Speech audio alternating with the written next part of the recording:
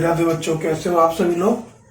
आज हम 9th class के कुछ MCQs हैं, उनकी प्रैक्टिस करने जा रहे हैं। क्वेश्चन कहता है रैखिक समीकरण 5 ब्रैकेट 2y माइनस 4 है प्लस 3x माइनस 4y बराबर 7 है, तो y का गुणांक ज्ञात कीजिए।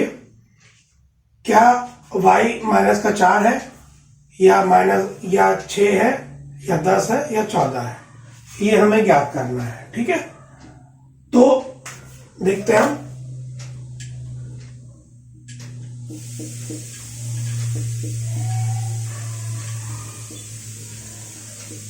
इसको इधर लेके आएंगे तो ये माइनस का हो जाएगा = 0।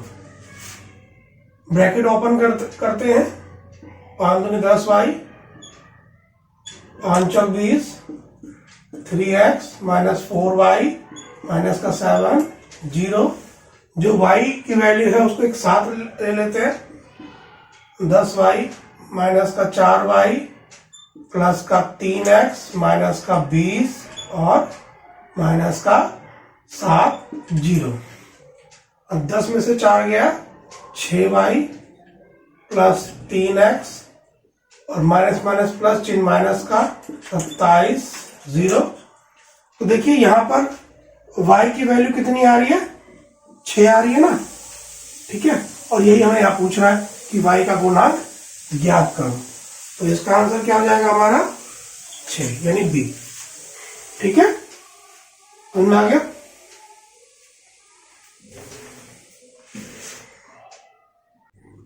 एक क्वेश्चन और हम देख लेते हैं। कहता है √50 के अभाज्य गुणनखंड निकालिए।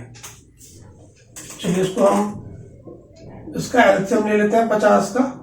2 दूनी 4, 2 पंजे 10, 5 पंजे 25, 5 एकम 5। तो ये कितना है हमारा 2 गुणा 5 गुणा 5। ये दोनों वैल्यू एक जैसी है, तो ये बाहर आ गया। √2 ये हमारा अंदर चला गया। तो √50 की वैल्यू कितनी होती है 5√2।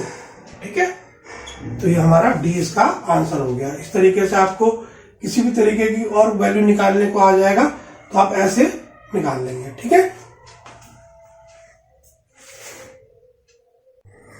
चलिए क्वेश्चन और हम देख लेते हैं। कहता है बिंदु -4, 3 की x से लंबवत दूरी कितनी है।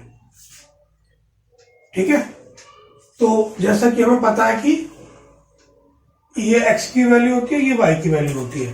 तो जो x है उसके अक्ष से लंबवत दूरी कितनी है वो बतानी है हमें। तो जैसे कि हमें पता है कि जो हम इन अंकों को जो रिप्रेजेंट करते हैं उसको यहां 0 होता है। ठीक है, यहाँ 1, यहाँ 2, यहाँ 3, यहाँ 4, 5, 6, 7। अभी कह रहा है कि -4 यानी x पर ये बनेगा -1, -2, -3, -4 ये बनेगा। और 1, 2, 3, 4, 5। ठीक है, अभी देखिए कहता है कि -4 यानी ये x है, ये y है। तो इसकी जो लंबवत दूरी है यानी ये जो कि हमारी y में पड़ रही है, तो वो कितनी है 3 बोल रहा है ना। तो यहां पर क्या हो जाएगी 3 इकाई। ठीक है, इस तरीके से ये आंसर हमारा बनेगा। एक सवाल और हम देखते हैं। त्रिभुज ABC में AB बराबर है BC के और एंगल B पर 40 डिग्री का कोण है, तो एंगल C का मान हमें ज्ञात करना है। तो यहां पर हमारा एक क्या है त्रिभुज है ABC और क्या कह रहा है कि AB बराबर है BC के। यानी ए बी बराबर है बी सी के। अगर ए बी बराबर बी सी के है तो ए बी के जो सामने जो कोण है, ठीक है, वो भी बराबर होगा, और BC के सामने जो कोण है वो भी तुम्हारा, ठीक है, वो तुम्हारा क्या बनेगा, एंगल ए का बनेगा। यानी ए और बी के सामने जो बन रहा है कोण, कौन सा बन रहा है, सी का, और बी और सी के सामने जो कोण बन रहा है किसका बन रहा है, ए का।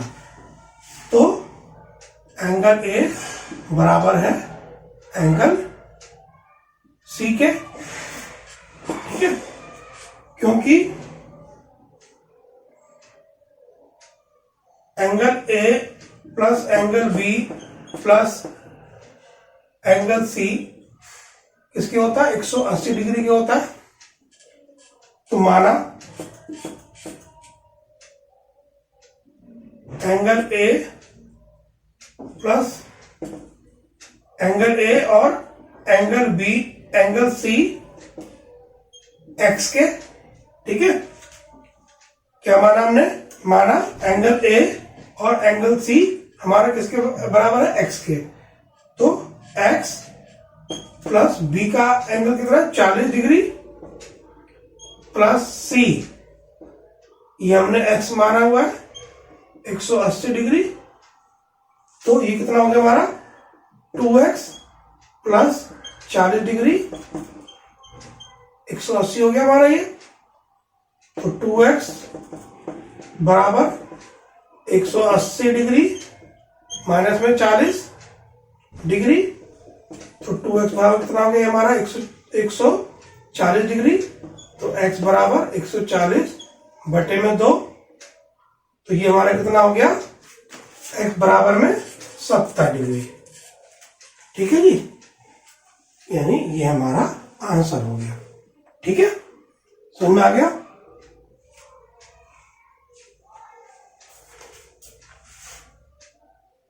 एक क्वेश्चन और हम देख लेते हैं। कहता है एक अर्धगोले का वक्र पृष्ठीय क्षेत्रफल पाई आर स्क्वायर है, या 2 पाई आर स्क्वायर है, या 3 पाई आर स्क्वायर है, या 4 पाई आर स्क्वायर है। तो हमें पता है कि एक पूर्ण गोले का वक्र पृष्ठीय क्षेत्रफल हमारा होता है 4 पाई आर स्क्वायर। इसलिए एक अर्ध गोले का वक्र पृष्ठीय क्षेत्रफल, ठीक है, कितना हो गया हमारा,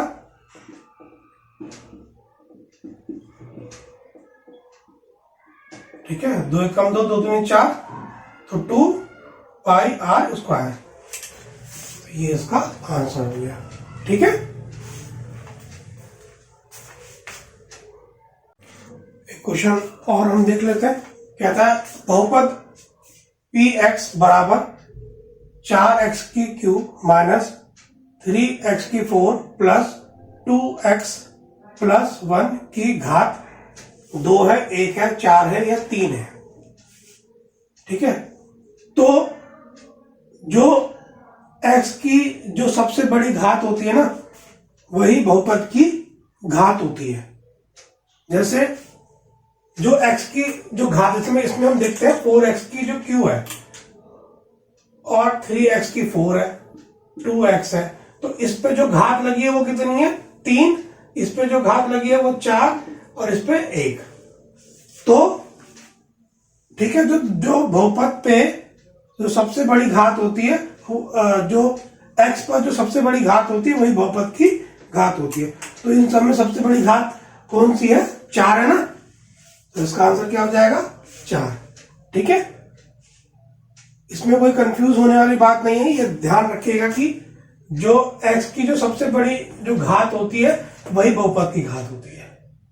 ठीक है, मतलब ये नहीं कि ये सबसे पहले लिखा है तो उसका जो घात होगी वो 3 होगा। ठीक है, एक क्वेश्चन और हम देख लेते हैं। कहता है निम्नलिखित में से कौन सा एक चर वाला बहुपद है? ठीक है, देखिए एक चर वाला बहुपद तभी होता है जब उसके अंदर या तो x की वैल्यू हो और या तो y की वैल्यू हो। अगर इन दोनों की वैल्यू होगी तो वो एक चर वाला बहुपद नहीं होगा। जैसे इसके अंदर क्या है, x की वैल्यू भी आ रही है, y की वैल्यू भी आ रही है, तो ये एक चर वाला बहुपद नहीं है। इसके अंदर क्या है कि इसमें खाली x की वैल्यू आ रही है ना, y की वैल्यू तो नहीं आ रही है। इसके अंदर भी x की वैल्यू भी आ रही है, y की वैल्यू भी आ रही है, इसके अंदर भी x की वैल्यू आ रही है, इसके अंदर भी y की वैल्यू आ रही है। तो एक चर वाला बहुपद वही होगा, या तो उसमें खाली x हो या तो उसमें खाली y हो। ठीक है, तो इसका आंसर क्या हो जाएगा? 3x + 2। ठीक है, एक सवाल और हम देख लेते हैं। क्या था, 1.3 पर बार को परिमेय संख्या p/q के रूप में लिखना है। ठीक है, तो जैसा कि हमें पता है कि अगर कोई भी संख्या एक बार आ रही है भार के रूप में तो उसको 10 से गुणा करते हैं। ठीक है, कोई भी संख्या 2 बार आ रही है तो उसे 100 से गुणा करते हैं। कोई भी संख्या अगर 3 बार आ रही है बार लगा हुआ तो उसको 1000 से गुणा करते हैं। ठीक है जी, ये अपने को पता है। तो यहां पे क्या दिया हुआ है, 1.3 पर बार दिया हुआ है। ठीक है, तो माना संख्या, इसको x मान लो। ठीक है, समीकरण फर्स्ट को 10 से गुणा करने पर